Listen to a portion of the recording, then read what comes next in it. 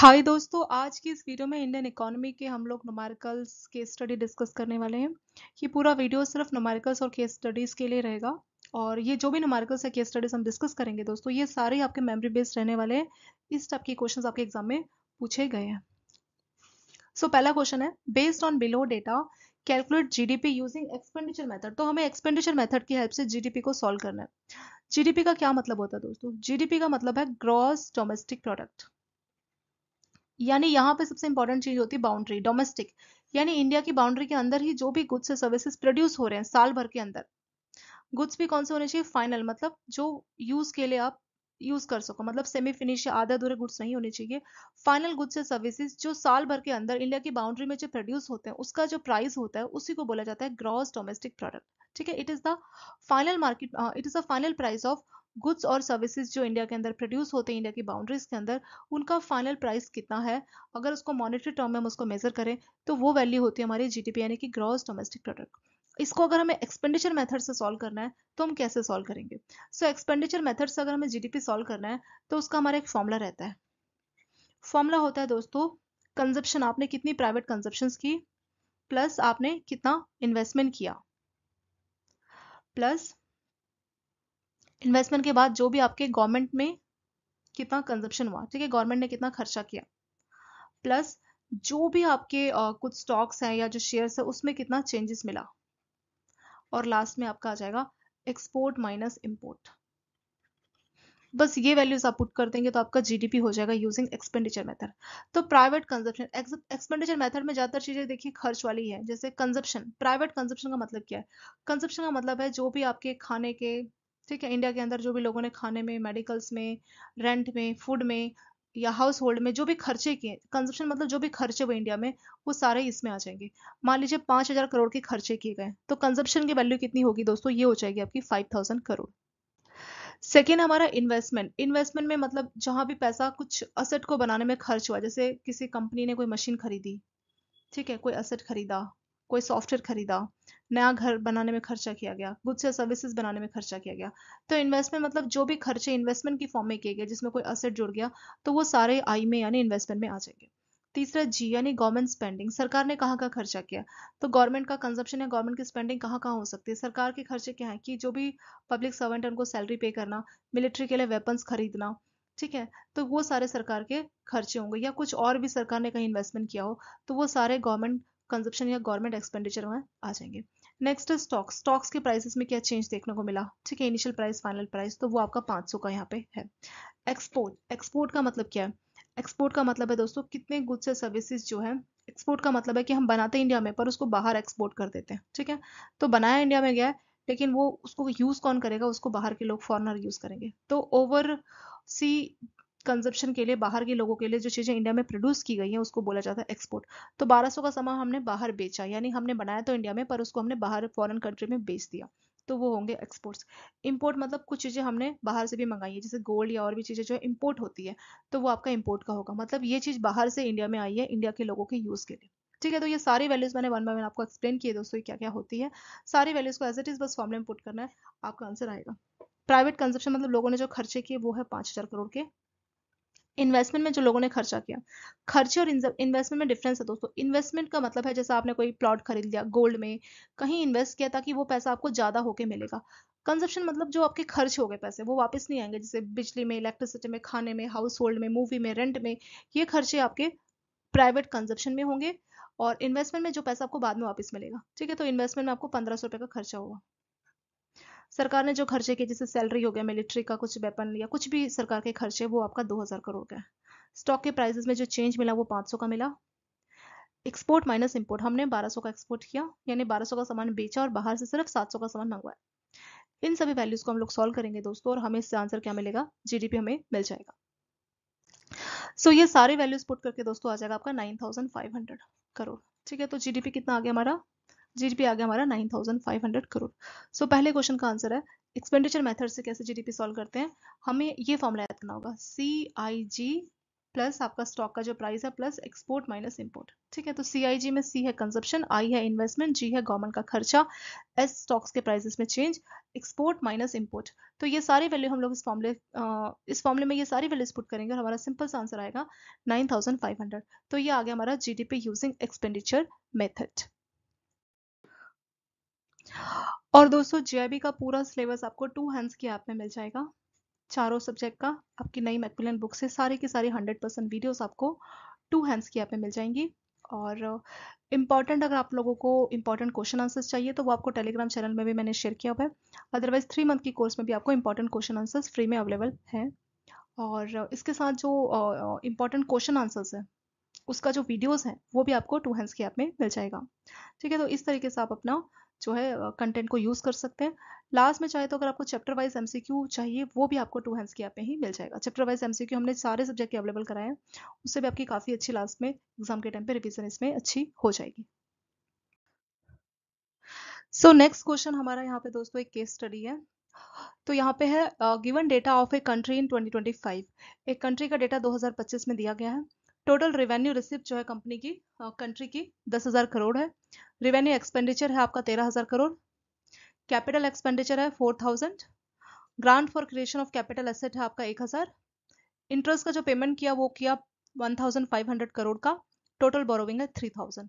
तो जितनी भी यहाँ पे टर्म्स है दोस्तों, पहले इस टर्म्स को समझते हैं कि इसका क्या मतलब होता है।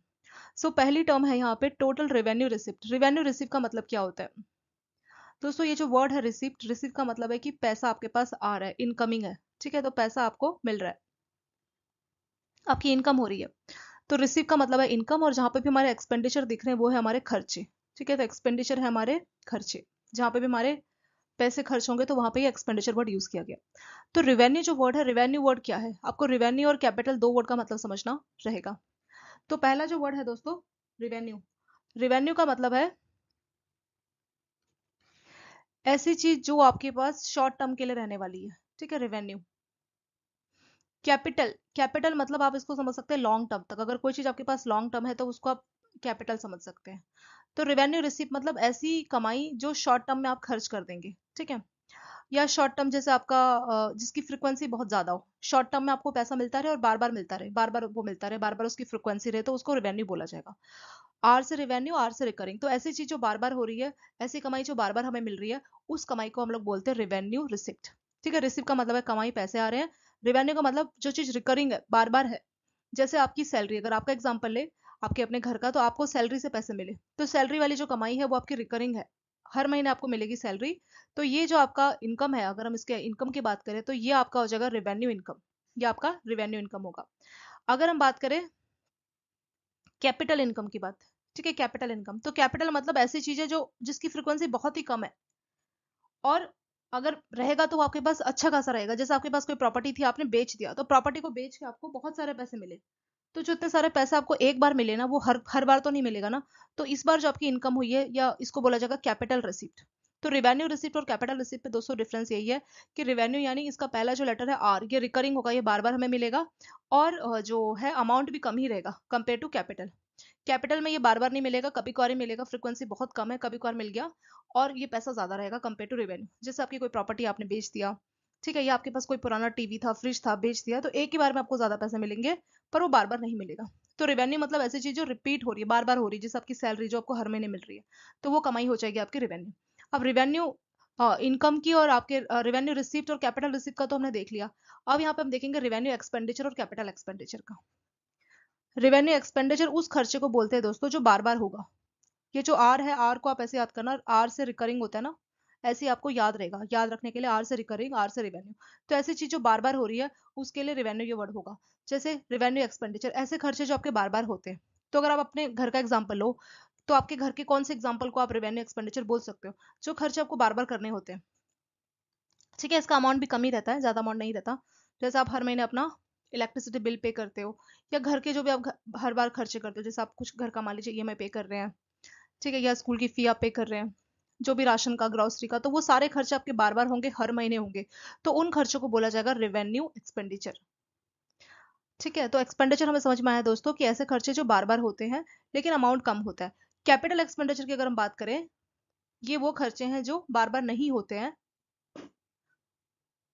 सो कैपिटल एक्सपेंडिचर में वो सब चीजें हो जाएंगी जो बार बार नहीं होंगी, और लेकिन वो अच्छा खासा अमाउंट होगा। जैसे मान लीजिए आपने एक नया टीवी खरीद लिया या नया फ्रिज खरीद लिया, तो ये चीज आप बार बार नहीं करते हैं, एक ही बार करेंगे। एक बार लेंगे तो 8-10 साल के लिए आपका इस चीज में दोबारा खर्चा नहीं होने वाला है, ठीक है। तो इस तरह के खर्चों को बोला जाता है कैपिटल। एक टेबल से इसको बहुत अच्छी तरह से समझते हैं दोस्तों, क्योंकि ये जो 5 नंबर की केस स्टडी आपकी आएंगी आई है इस टाइप की या इस तरह की जो आती रहती है, तो उसके लिए हमें रेवेन्यू और कैपिटल इस वर्ड को समझना बहुत जरूरी है, ठीक है। तो यहाँ से देख लेते हैं। रेवेन्यू में हमने दो चीजें पढ़ी। रेवेन्यू में आपकी रिसिप्ट हो सकती है यानी आपकी कमाई, और पेमेंट हो सकती है यानी खर्चे। ऐसे ही दूसरा होता है आपका कैपिटल। कैपिटल में भी दो ही चीजें हैं, एक तो रिसिप्ट है और एक है पेमेंट, ठीक है। तो रेवेन्यू रिसिप्ट में आपके, रिसिप्ट में क्या हो रही है, आपकी कमाई हो रही है, पेमेंट में आपके पैसे जा रहे हैं। कैपिटल रिसिप्ट में आपको पैसे मिल रहे हैं और कैपिटल पेमेंट में आपका खर्चा हो रहा है, ठीक है। इसको पेमेंट को एक्सपेंडिचर भी बोला जाता है, कैपिटल एक्सपेंडिचर या रेवेन्यू रिसिप्ट, ठीक है। तो पेमेंट के बदले ये जो वर्ड है वो कैपिटल एक्सपेंडिचर इस तरीके से यूज किया जाता है। तो एक्सपेंडिचर मतलब खर्चे, तो इसलिए मैंने माइनस लिख दिया।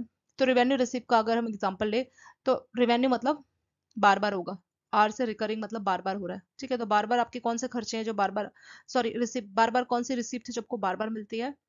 आपकी सैलरी आपको हर महीने मिलती है, या आपने कोई घर अपना रेंट पे चढ़ाया है वो भी आपको हर महीने मिलता है, तो ये आपकी हो जाएगी रेवेन्यू रिसिप्ट। अब हम बात करेंगे पेमेंट के। ऐसे कौन से खर्चे हैं जो आप बार बार करते हैं?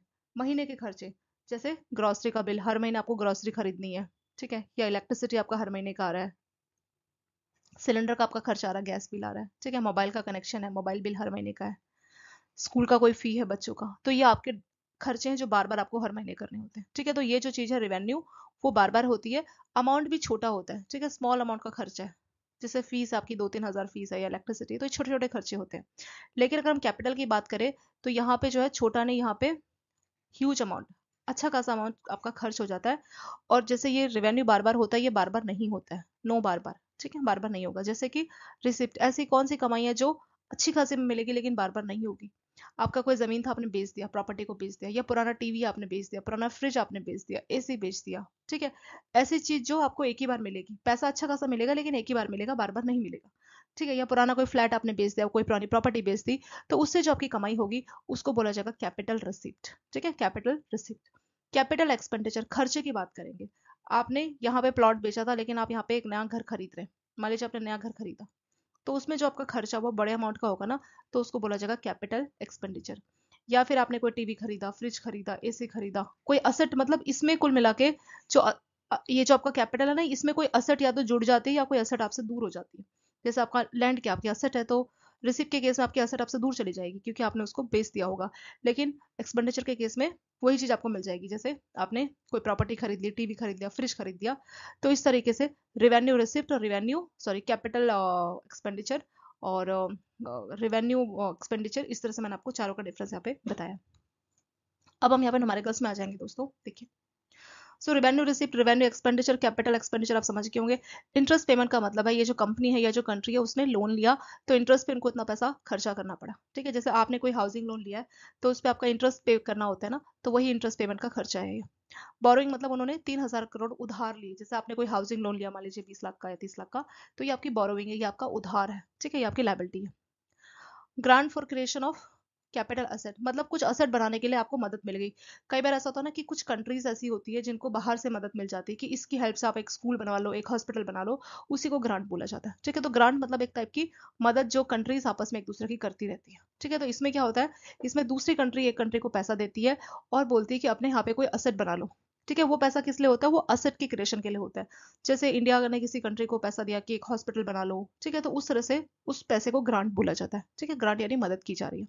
तो इस कंट्री को जो ग्रांट मिली है वो 1,000 करोड़ की मिली है, यानी 1,000 करोड़ इसको किसी और कंट्री ने दिए और बोला कि अपना असेट बना लो। तो ये पूरा कंट्री का जो है डेटा यहाँ पे दिया गया।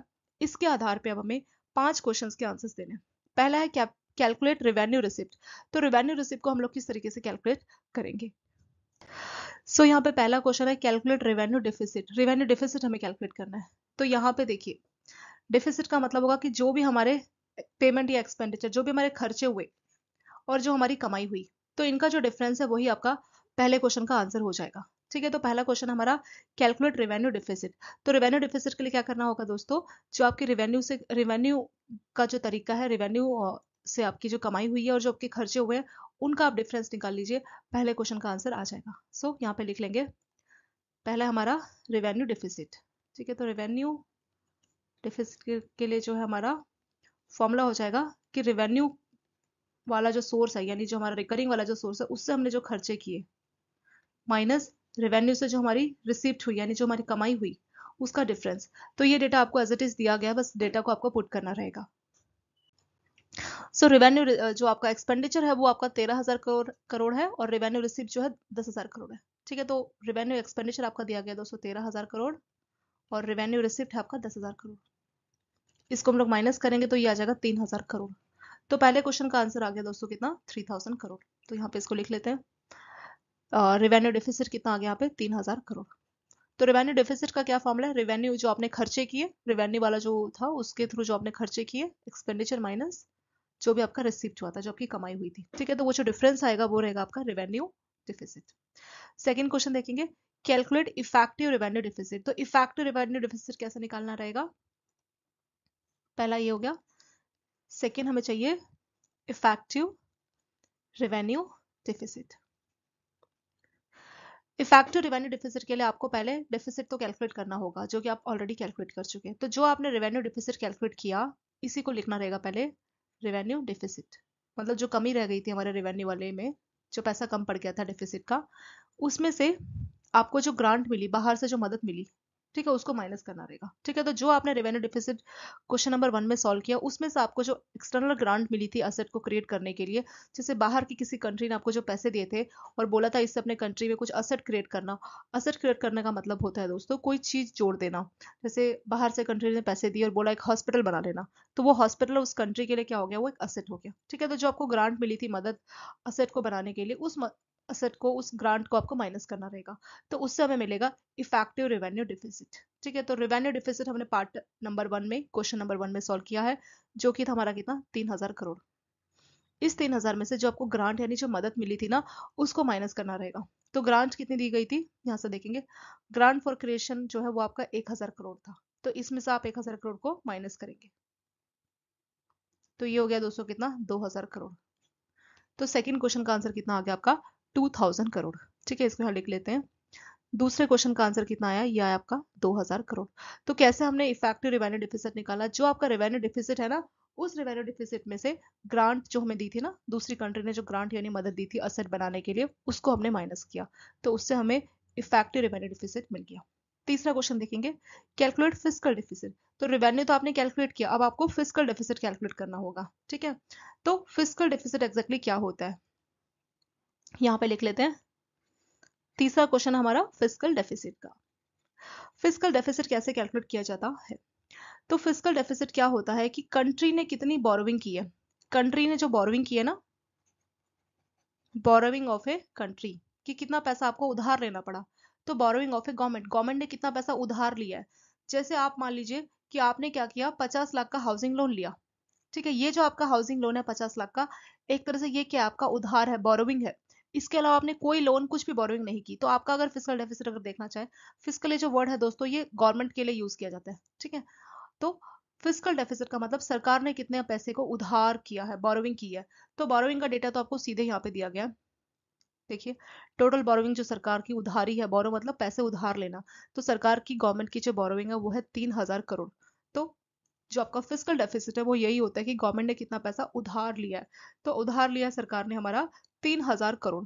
तो ये तीसरे क्वेश्चन का आंसर आ जाएगा दोस्तों, fiscal deficit is equal to 3,000 crore, ठीक है। तो तीसरे क्वेश्चन का आंसर भी यहाँ पे हमने इसको सॉल्व नहीं किया, ये हमें बस मालूम रहना चाहिए कि फिस्कल डेफिसिट मतलब गवर्नमेंट की बोरोविंग, जो कि इस डेटा के हिसाब से कितना है, 3,000 करोड़। चौथा क्वेश्चन है, कैलकुलेट प्राइमरी डिफिसिट। अब हमें क्या कैलकुलेट करना है, प्राइमरी डेफिसिट कैलकुलेट करना है। तो प्राइमरी डेफिसिट का फॉर्मूला लिखेंगे। चौथे क्वेश्चन में हमें चाहिए प्राइमरी डेफिसिट।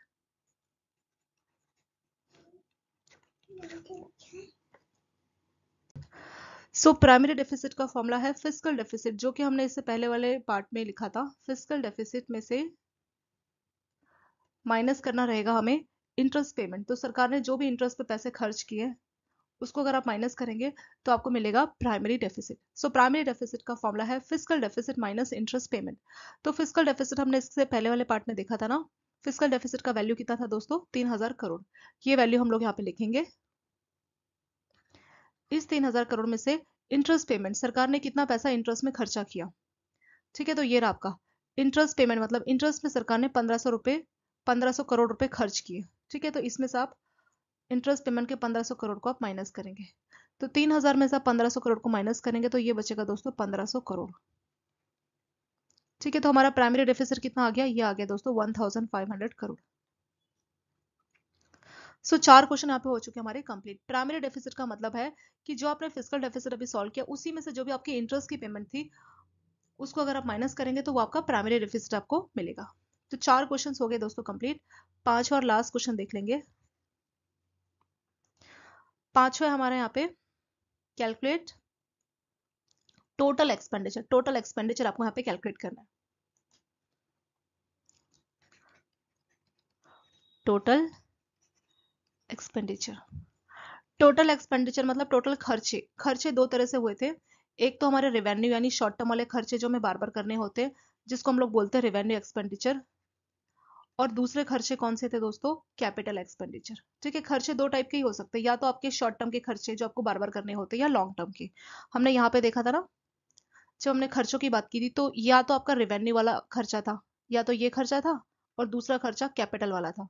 ठीक है, या तो रेवेन्यू वाले खर्चे जो आपको हर महीने करने होते हैं जैसे ग्रॉसरी खर्चा, ठीक है, इलेक्ट्रिसिटी बिल, ग्रॉसरी, मोबाइल, ये सारे खर्चे आपको हर महीने करने होते हैं, इसको बोला जाता है रेवेन्यू एक्सपेंडिचर। ऐसे कैपिटल एक्सपेंडिचर ऐसे खर्चे जो हम करते हैं जिससे कोई असेट जुड़ती है। ग्रॉसरी, इलेक्ट्रिसिटी, इससे तो कोई असेट नहीं जुड़ती ना, कोई सामान नहीं जुड़ता। लेकिन जो आपके कैपिटल वाले जो एक्सपेंडिचर आप करते हैं ना, कैपिटल वाले जो खर्चे करते हैं, तो इससे एक कैपिटल यानी एक असेट का क्रिएशन होता है। जैसे आपने नया घर बनाया, टीवी खरीदा, फ्रिज खरीदा, एसी खरीदा, तो इससे क्या है कि कोई एक चीज जुड़ चुकी है। जैसे बोलते हैं ना, हमने पैसे खर्चे किए पर कोई बात नहीं, एक चीज जुड़ गई घर पे, तो वो जो आपने चीज जोड़ी है उसी को बोला जाता है कैपिटल एक्सपेंडिचर। रेवेन्यू वाले जो एक्सपेंडिचर होते हैं दोस्तों, इससे कोई चीज या कोई असर क्रिएट नहीं होता। जैसे आपने ग्रोसरी ली, खरीदी, अब तो आप महीने भर में यूज करोगे, वो चीज खत्म हो जाएगी। इलेक्ट्रिसिटी आपने यूज किया, मोबाइल रिचार्ज यूज हो गया, तो ये कोई ऐसा नहीं कि इससे आपको कोई असर क्रिएट हो रहा हो, कोई सामान जुड़ रहा हो, कोई चीज जुड़ रही है। तो आपने इलेक्ट्रिसिटी का बिल पे किया, तो आप बिल पे करके ये नहीं बोल सकते ना कि चलो कोई नहीं, 3000 का हमने इलेक्ट्रिसिटी बिल पे किया तो एक चीज जुड़ गई, एक सामान जुड़ गया या एक असर क्रिएट हो गया, ऐसा आप नहीं बोल सकते। क्यों? क्योंकि आपके रिकरिंग आपके हर महीने ही होते रहते हैं। ठीक है, ये छोटे अमाउंट के रहते हैं कंपेरेटिवली, इतना बड़ा अमाउंट नहीं रहता है, लेकिन हर महीने आपके रहेंगे। तो दो ही होते हैं, एक तो होता है आपका रेवेन्यू एक्सपेंडिचर और दूसरा हमारा capital expenditure. So total expenditure में दोस्तों आ जाएगा revenue expenditure plus capital expenditure. ये वैल्यूज हम लोग पुट करेंगे। रेवेन्यू एक्सपेंडिचर कितना है आपका, 13,000 करोड़, और कैपिटल एक्सपेंडिचर कितना है आपका, ये आपका 4,000 करोड़। ठीक है, ये दो वैल्यूज आप पुट करेंगे। रेवेन्यू एक्सपेंडिचर दिया गया दोस्तों 13,000 करोड़, और कैपिटल वाला कितना आपका 4,000 करोड़। टोटल कितना हो गया ये, 17,000 करोड़। ठीक है, तो टोटल हो गया हमारा कितना, 17,000 करोड़। तो टोटल एक्सपेंडिचर हो गया हमारा 13,000 प्लस 4,000, 13 और 4 कितना हो गया, 17,000 करोड़। तो लास्ट क्वेश्चन का आंसर हो गया दोस्तों आपका 17,000 करोड़। यानी सरकार के जो टोटल खर्चे हैं ना, रेवेन्यू यानी ये बार बार खर्चे सरकार को करने होते हैं रिकरिंग, कैपिटल मतलब बार बार नहीं करने होते लेकिन इससे कोई असर जुड़ जाती है सरकार की। ठीक है, कोई सामान जुड़ जाता है, तो टोटल खर्चे अगर हम मिलाएंगे तो टोटल 17,000 करोड़ का टोटल एक्सपेंडिचर सरकार का यहाँ पे क्रिएट हो रहा है। टोटल 17,000 रुपए उनको खर्च करने पड़ रहे हैं। ठीक है, तो इनके साथ आपका लास्ट क्वेश्चन का आंसर भी आ गया, ये कितना आपका 17,000 करोड़।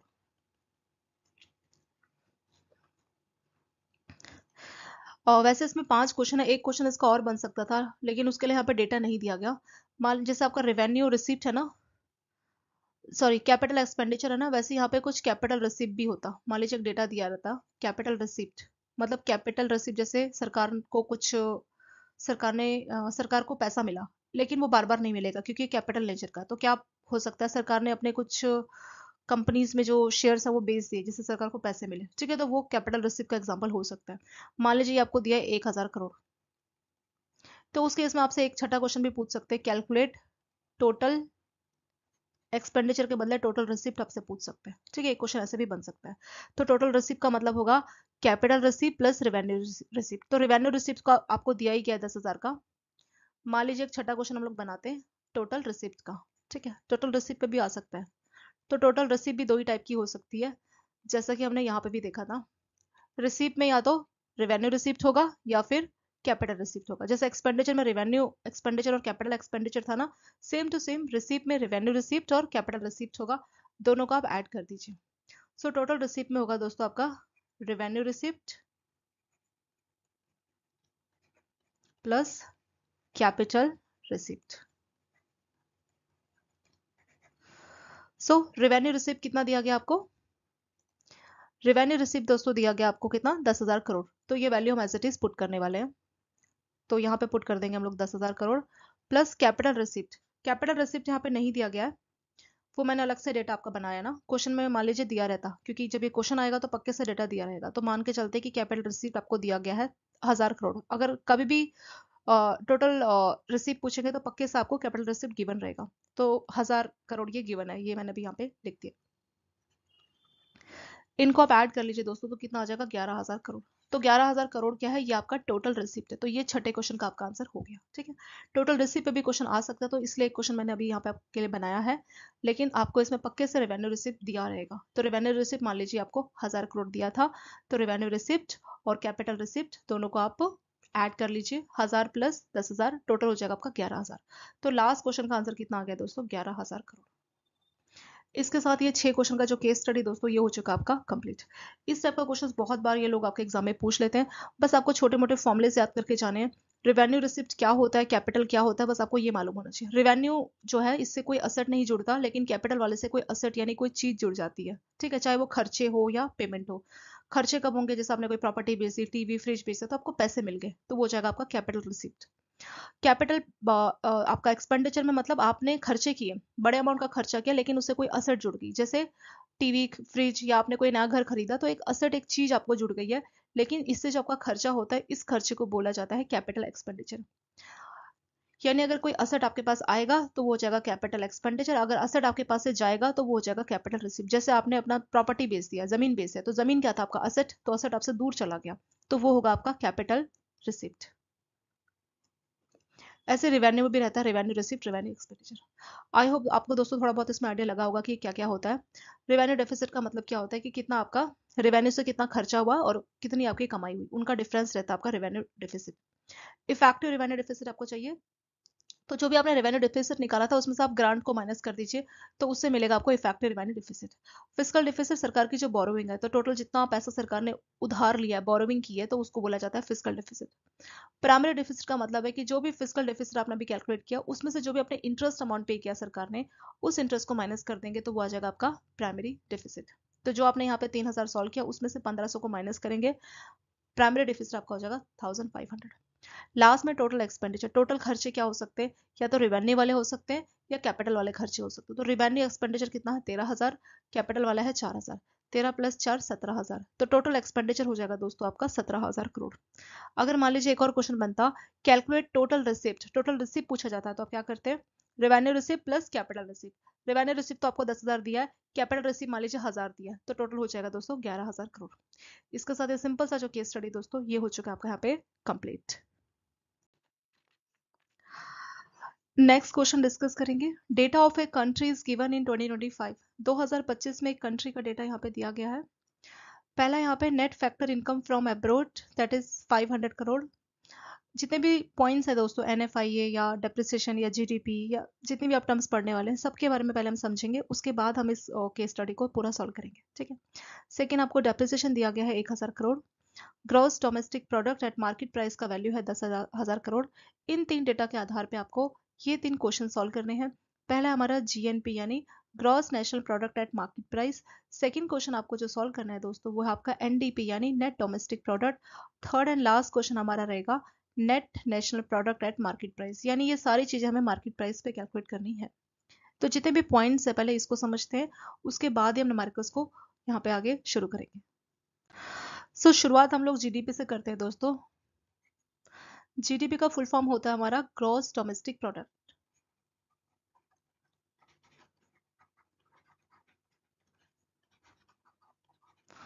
ग्रॉस डोमेस्टिक प्रोडक्ट क्या रहता है? ग्रॉस डोमेस्टिक प्रोडक्ट का मतलब है it is the total value of all final, जितने भी हमारे फाइनल गुड्स एंड सर्विसेज, जो भी हमारे फाइनल गुड्स या सर्विसेज है, उनकी जो टोटल वैल्यू है with in the domestic territory of a country. यानी मान लीजिए हमारी कंट्री है, कंट्री के अंदर जो भी गुड्स और सर्विसेज प्रोड्यूस हो रहे हैं, उनका फाइनल मार्केट प्राइस कितना है। यानी कोई भी चीज है, जैसे आपने आपकी मान लीजिए कोई फैक्ट्री है, उसमें आप कोई सामान बना रहे हैं, उसकी कीमत है 1000 रुपए, लेकिन उसी को मार्केट में आप बेच रहे मान लीजिए 1500 का, तो उसका जो मार्केट प्राइस है वो 1000 नहीं है, 1000 तो उसकी एग्जैक्ट कॉस्ट प्राइस है, लेकिन आप उसको बेच कितने में रहे हैं, आप 1500 में बेच रहे हैं, तो जो फाइनल गुड्स आपने बनाया है उसकी फाइनल कॉस्ट है 1500 यानी मार्केट प्राइस। तो हमें जो भी कंट्री के अंदर गुड्स या सर्विसेज प्रोड्यूस हो रहे हैं उनका मार्केट प्राइस के आधार पे जो वैल्यू आएगा सबको अगर आप ऐड करेंगे तो उससे हमें जो मिलेगा वैल्यू वो रहेगा हमारा जीडीपी एट मार्केट प्राइस। यानी जो भी हमारा कंट्री है, हमारी जो डोमेस्टिक टेरिटरी है, कंट्री की डोमेस्टिक टेरिटरी के अंदर जो भी फाइनल गुड्स और सर्विसेज प्रोड्यूस हो रहे हैं उसका मार्केट प्राइस कितना है, अगर हम उन सबको ऐड कर दें, ठीक है, टोटल मनी वैल्यू जो है वही हमारा टोटल मनी वैल्यू कितना आएगा, हमारा जीडीपी आएगा। ठीक है, मनी के टर्म में हमें उसको मेजर करना होगा कि ये चीज कितने की है, मार्केट में ये कितने का मिल रहा है। तो मार्केट प्राइस में जो भी हमारा कंट्री का जो डोमेस्टिक टेरिटरी है उसके अंदर जो भी गुड्स या सर्विसेज प्रोड्यूस हो रहे हैं उसका जो फाइनल मार्केट प्राइस है उस पे जो भी वैल्यू है सबको अगर हम ऐड करेंगे तो ऐड करके हमें क्या मिलेगा, हमें मिलेगा जीडीपी एट मार्केट प्राइस। तो ग्रॉस डोमेस्टिक प्रोडक्ट यानी डोमेस्टिक, यहाँ पे जो वर्ड है दोस्तों डोमेस्टिक आ गया, डोमेस्टिक मतलब घरेलू, यानी हमारी जो कंट्री है, कंट्री के अंदर जो गुड्स और सर्विसेज है सिर्फ यहाँ पे वही प्रोडक्ट को देखा जाएगा, बाहर के प्रोडक्ट को नहीं इसमें देखा जाएगा। सो जीडीपी का आपको मतलब समझ में आ चुका होगा। सेकंड देखेंगे दोस्तों, जीडीपी के बाद दूसरे नंबर पे आता है आपका एनडीपी। एनडीपी का मतलब होता है नेट डोमेस्टिक प्रोडक्ट, ये हमारा ग्रॉस डोमेस्टिक प्रोडक्ट, एन से आ जाएगा आपका net domestic product, net domestic product. अब नेट डोमेस्टिक प्रोडक्ट क्या होता है, ठीक है, तो जो भी आपने जीडीपी अभी यहाँ पे सॉल्व किया, जीडीपी में से हमें क्या करना है, जो भी डेप्रिसिएशन है उसको माइनस करना है। तो जीडीपी में से अगर आप डेप्रिसिएशन को माइनस करेंगे तो वो होता है हमारा एनडीपी। अब डेप्रिसिएशन क्या होता है दोस्तों, डेप्रिसिएशन का मतलब है कि मान लीजिए हमारी कंट्री में हमने गुड्स या सर्विसेज का वैल्यू तो बताया, ठीक है, ये गुड्स या सर्विसेज प्रोड्यूस हो रही, पर उसमें से कुछ ऐसे गुड्स है मान लीजिए उसका डेप्रिसिएशन का मतलब होता है कि टाइम के साथ चीजों की वैल्यू जो डाउन हो जाती है उसको डेप्रिसिएशन बोलते हैं। मान लीजिए आप एक टीवी लेके आए पिछले साल 20,000 का, लेकिन अभी वो जो वियर टीयर या चीजें पुरानी होती है, मॉडल पुराना होता है, तो उसकी वजह से उसका प्राइस घट के रह गया 15,000, तो 20,000 की चीज 15,000 की रहेगी, तो बाकी 5,000 कहाँ गए, 5,000 हो गया उसका डेप्रिसिएशन। ठीक है, तो एनडीपी के लिए क्या करना है, नेट डोमेस्टिक प्रोडक्ट के लिए जो आपने जीडीपी भी सॉल्व किया उसमें से आप डेप्रिसिएशन को माइनस कर देंगे तो आपको जो वैल्यू मिलेगी दोस्तों उसको बोला जाता है एनडीपी यानी कि net domestic product. Gross domestic यानी जीडीपी में से अगर आप डेप्रिसिएशन को माइनस करेंगे तो हमें मिलेगा आपका एनडीपी। ठीक है, तो ये सारी चीजें हमें इस क्वेश्चन को, इस केस स्टडी को सॉल्व करने में हेल्प करेगी, तो इसीलिए हम लोग पहले बेसिक समझ रहे हैं, उसके बाद हम अपना केस स्टडी भी सॉल्व करेंगे। तीसरा क्वेश्चन है दोस्तों GNP, gross national product at market price. अब ग्रॉस नेशनल प्रोडक्ट क्या होता है, ग्रॉस नेशनल प्रोडक्ट का मतलब है कि gross national product, gross national product at market price, ये एग्जैक्टली क्या होता है। दोस्तों ग्रॉस नेशनल प्रोडक्ट का मतलब होता है, इसमें जो वर्ड है नेशनल, ठीक है, तो यानी जो इसमें ये देखा जाता है कि फाइनल गुड्स या सर्विसेज जो प्रोड्यूस की जा रही है रेजिडेंट के द्वारा, इसमें कोई टेरिटरी का कोई हिसाब नहीं। जैसे जीडीपी, जीडीपी में जो डी वर्ड था, डी का मतलब था डोमेस्टिक, यानी सिर्फ कंट्री के अंदर, मान लीजिए कंट्री, तो कंट्री के अंदर ही जो सामान प्रोड्यूस होगा गुड्स या सर्विसेज उसकी मार्केट वैल्यू को ऐड करके जो है जीडीपी कैलकुलेट किया जाता है। लेकिन जीएनपी के केस में ऐसा नहीं है, इसमें एन है यानी नेशनल, यानी जो रेजिडेंट है, रेजिडेंट जो गुड्स या सर्विसेज प्रोड्यूस कर रहे हैं, इसमें कोई बाउंड्री नहीं है कि कंट्री के अंदर ही प्रोड्यूस करना चाहिए, इसमें बस ये है कि रेजिडेंट चाहे कंट्री में या कंट्री से बाहर हो, कहीं पे भी आप साल भर के अंदर, दोस्तों यहाँ पर जो हिसाब है वो ईयर का होता है कि एक साल में आपने कितना फाइनल गुड्स या सर्विसेज को प्रोड्यूस किया, चाहे इंडिया के अंदर किया या इंडिया से बाहर किया, तो दोनों को इसमें कंसिडर किया जाता है। जीडीपी और जीएनपी में सबसे बड़ा डिफरेंस यही है, जीडीपी में भी वही देखा जाता है कि साल भर के अंदर रेजिडेंट ने कितना गुड्स या सर्विसेज को प्रोड्यूस किया, लेकिन जीडीपी में एक बाउंड्री सेट होती है कि इंडिया के अंदर ही जो है कितना सामान प्रोड्यूस किया गया। लेकिन जीएनपी में ऐसा नहीं है, जीएनपी में क्या है, नेशनल देखा जाता है कि इंडिया के अंदर, सॉरी इंडियन जो रेजिडेंट है चाहे इंडिया में इंडिया से बाहर, उन्होंने जो भी गुड्स या सर्विसेज प्रोड्यूस किया तो उसकी मार्केट वैल्यू कितनी है, तो उससे हमारा जीएनपी कैलकुलेट किया जाता है। ठीक है, तो जीएनपी मतलब total market price of all final goods and services. तो यहाँ पे जो भी आपका फाइनल गुड्स या सर्विसेज प्रोड्यूस किया जाएगा रेजिडेंट के द्वारा, बोथ बोथ मतलब चाहे वो इंडिया में प्रोड्यूस किया गया या इंडिया से बाहर, चाहे इंडिया में हो या आउटसाइड इंडिया हो, तो उसकी जो फाइनल गुड्स या सर्विसेज प्रोड्यूस की गई है रेजिडेंट के द्वारा, तो उनका फाइनल जो मार्केट प्राइस है उसको बोला जाता है आपका ग्रॉस नेशनल प्रोडक्ट। ठीक है, तो 3 टर्म्स यहाँ पे होगी कंप्लीट। चौथा देखेंगे, चौथा है दोस्तों हमारा एनएनपी यानी कि net national product, net national product at market price. So जो आपने अभी जीएनपी सॉल्व किया ना, उसी में से आपको डेप्रिसिएशन माइनस करना रहेगा, तो आपका एनएनपी आ जाएगा। तो एनएनपी का फॉर्मूला है कि जो अभी हमने जीएनपी सॉल्व किया था ना, ग्रॉस नेशनल प्रोडक्ट, तो जीएनपी में से हम क्या करेंगे, डेप्रिसिएशन को माइनस करेंगे, उस समय मिलेगा एनएनपी। सो एनएनपी का मतलब है जो भी आपने जीएनपी सॉल्व किया एट मार्केट प्राइस पे, यानी जो भी आपका मार्केट प्राइस था गुड्स या सर्विसेज, चाहे इंडियन के द्वारा इंडिया में या इंडिया से बाहर कहीं पे भी प्रोड्यूस किया गया था, उसमें से जो डेप्रिसिएशन हुआ, डेप्रिसिएशन का मतलब होता है कि टाइम के साथ चीजों का वैल्यू डाउन हो जाता है। ठीक है, चाहे आप उसको पुराने होने की वजह से समझे या वियर टीयर की वजह से समझे, किसी भी कारण से चीजों के प्राइसेस पहले से कम हो जाते हैं, उसी को बोला जाता है डेप्रिसिएशन। ठीक है, तो एनएनपी का फॉर्मूला है जीएनपी माइनस डेप्रिसिएशन। सो ये 4 टर्म्स होगी दोस्तों कंप्लीट। लास्ट में बस एक टर्म्स आपको और समझनी है, वो है हमारा एनएफआई यानी कि net factor income from abroad. तो ये एग्जैक्टली क्या होता है? ठीक है, तो net factor income from abroad का मतलब है कि जैसे इंडिया के लोग बाहर जाके काम करते हैं, जैसे मान लीजिए मिस्टर ए है, वो यूएसए में जॉब करता है, तो यूएसए में अगर वो जॉब करता है, यूएसए की कंपनी उसको डॉलर पे करती होगी। ठीक है, और सेम मान लीजिए यूएसए का कोई पर्सन है, मान लीजिए मिस्टर जॉन है, वो इंडिया आके उसकी इंडिया में कंपनी है या इंडिया की किसी कंपनी में जॉब करता है, तो वो इंडिया से वो पैसे कमाता है। ठीक है, तो net factor income from abroad का मतलब यही है, it is a difference between income receive, यानी इंडियंस बाहर से जो पैसा कमा रहे हैं और बाहर के लोग इंडिया में जो पैसा कमा रहे हैं, उसका जो डिफरेंस है, उसी डिफरेंस को बोला जाता है net factor income from abroad. ठीक है, net factor income from abroad. So इसका मतलब क्या है, it is a income receive by abroad, sorry it is a, अगर इसको हम लिखना चाहे डिफाइन में, so it is the difference between income received by resident, क्योंकि इंडिया के जो रेजिडेंट है वो अब्रॉड में बाहर जाके जॉब कर रहे हैं। ठीक है, अब्रॉड जाके जॉब कर रहे हैं, so income receive by Indians in abroad, कोई भी कंट्री हो सकती है, यूएसए यूके कोई भी कंट्री हो सकती है, माइनस इंटरेस्ट, सॉरी इंटरेस्ट नहीं, income, income paid to foreigners by India. जैसे हम बाहर जाके पैसे कमा रहे हैं, ऐसे बाहर के लोग भी इंडिया में आके पैसे कमा रहे हैं, तो उनकी जो इनकम है उसको माइनस करना रहेगा, इनकम पेड टू फॉरनर्स। ठीक है, फॉरनर्स इंडिया में जॉब कर रहे हैं या उनकी कोई कंपनी है इंडिया में, ठीक है, same vice versa also, Indians कहीं जॉब कर रहे हैं, इंडिया की कोई कंपनी है बाहर, वहां से वो पैसे कमा रहे हैं, तो उनका जो डिफरेंस है, उसी डिफरेंस को बोला जाता है net factor income from abroad. ठीक है, एनएफआई यानी कि net factor income from abroad. अगर ये वैल्यू पॉजिटिव आता है, एनएफआई की वैल्यू पॉजिटिव आती है, तो इसका मतलब क्या है, इसका मतलब इंडियंस लोग ज्यादा कमा रहे हैं, इंडियंस लोग ज्यादा कमा रहे हैं और फॉरेनर लोग कम कमा रहे हैं। जैसे मान लीजिए इंडियंस लोग फॉरेन में कमा रहे हैं 5,000 करोड़ और फॉरेनर लोग इंडिया में कमा रहे हैं सिर्फ 2,000 करोड़, तो ये वैल्यू कितनी आ जाएगी, प्लस में आएगी ना।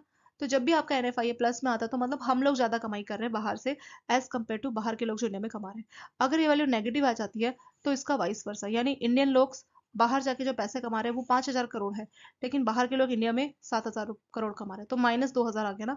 तो माइनस का मतलब है कि बाहर के लोग ज्यादा कमाई कर रहे हैं इंडिया में, एज कम्पेयर टू इंडियंस जो बाहर जाके पैसे कमा रहे हैं। ठीक है, तो एनएफआई आपका यही होता है। ठीक है दोस्तों, सारी टर्म्स को हम लोगों ने अच्छी तरह से समझ लिया। अब सिर्फ आपको फॉर्मूले याद करने हैं और आपका ये क्वेश्चन सॉल्व हो जाएगा। So net factor income from abroad का मतलब दोस्तों वही है कि बाहर के लोगों ने इंडिया से जो कमाई की है और इंडियन ने बाहर से जो कमाई की है, ये वैल्यू 5,000 करोड़ प्लस में दी है, तो उसका मतलब इंडियंस ने बाहर से ज्यादा कमाई की है एज कम्पेयर टू फॉरनर ने जो इंडिया में कमाया। दूसरा, डेप्रिसिएशन कितना हुआ, 1,000 करोड़ का, और जीडीपी आपको यहाँ पे दिया गया 10,000 करोड़। इसके आधार पर हमें 3 क्वेश्चन सॉल्व करने हैं। पहले हमें जीडीपी दिया है दोस्तों, तो हम पहले एनडीपी सॉल्व करते हैं। ठीक है, तो हमने यहाँ भी देखा था एनडीपी यानी नेट डोमेस्टिक प्रोडक्ट कैसे कैलकुलेट करते हैं। एनडीपी के लिए हम क्या करते हैं, जो हमें जीडीपी दिया रहता है ना, उसमें से हम लोग डेप्रिसिएशन को माइनस करते हैं, तो हमें नेट डोमेस्टिक प्रोडक्ट मिल जाता है। सो वही हमें इस क्वेश्चन में करना है। सो हमें चाहिए एनडीपी यानी नेट डोमेस्टिक प्रोडक्ट, तो हम क्या करेंगे, अपना जो जीडीपी है उसमें से अपना डिप्रिसिएशन को माइनस कर लेंगे। ठीक है, तो जीडीपी कितना दिया दोस्तों, जीडीपी में दिया मार्केट प्राइस में 10,000 करोड़, तो 10,000 करोड़ का वैल्यू हम पुट करेंगे, माइनस डेप्रिसिएशन, डेप्रिसिएशन कितना है यहाँ पे, डेप्रिसिएशन दोस्तों 1,000 करोड़ का, तो 10,000 में से अगर आप 1,000 करोड़ माइनस करेंगे, तो ये आ जाएगा आपका 9,000 करोड़। सो सेकंड क्वेश्चन हमने पहले सॉल्व कर लिया, ठीक है। तो जीडीपी के बाद हमने एनडीपी यानी net domestic product at market price solve किया। तो हमें सारी वैल्यूज मार्केट प्राइस में दी है, तो हमें कोई परेशानी इसमें नहीं हुई। जीडीपी जो दिया था मार्केट प्राइस में और जो आपका डेप्रिसिएशन था उसको हमने माइनस किया। तो एनडीपी का फॉर्मूला होता है जीडीपी माइनस डेप्रिसिएशन। हम अपने यहाँ भी देख सकते हैं, जब हमने जीडीपी देखा था कि डोमेस्टिक टेरिटरी के अंदर जो गुड्स और सर्विसेज प्रोड्यूस हो रहे हैं उसकी फाइनल वैल्यू को जीडीपी बोला जाता है। फिर हमने सेकंड देखा था एनडीपी, तो जो हमारा जीडीपी था उसमें से हम लोग अपना डेप्रिसिएशन को माइनस कर लेंगे, तो एनडीपी आ जाएगा यानी कि नेट डोमेस्टिक प्रोडक्ट, ठीक है। तो ये हमारा पहला क्वेश्चन हो गया। पहले हमने एनडीपी सॉल्व किया, तो ये क्वेश्चन हो गया हमारा कंप्लीट। एनडीपी के बाद अब हम देखेंगे ग्रॉस नेशनल प्रोडक्ट। अब हम देखेंगे जीएनपी, ठीक है। जीडीपी हो गया, एनडीपी हो गया, अब हम देखेंगे जीएनपी यानी कि ग्रॉस नेशनल प्रोडक्ट। जीएनपी कैसे निकालते हैं? ग्रॉस नेशनल प्रोडक्ट का मतलब है कि जो आपका जीडीपी है ना, जीडीपी मतलब डोमेस्टिक टेरिटरी के अंदर जो हो रहा है, जीडीपी में आपका जो एनएफआई है यानी कि net factor income from abroad, उसको अगर हम ऐड करेंगे तो उस समय मिलेगा जीएनपी। यानी पहले क्वेश्चन का आंसर क्या होगा? जीएनपी यानी कि gross national product is equal to GDP at market price plus net factor income from abroad. तो जीएनपी एट मार्केट प्राइस हमें निकालना है, तो जीडीपी में मार्केट प्राइस में दिया गया है, उसमें हम लोग एनएफआई को ऐड कर देंगे, तो उससे हमें मिलेगा दोस्तों जीएनपी यानी कि ग्रॉस नेशनल प्रोडक्ट।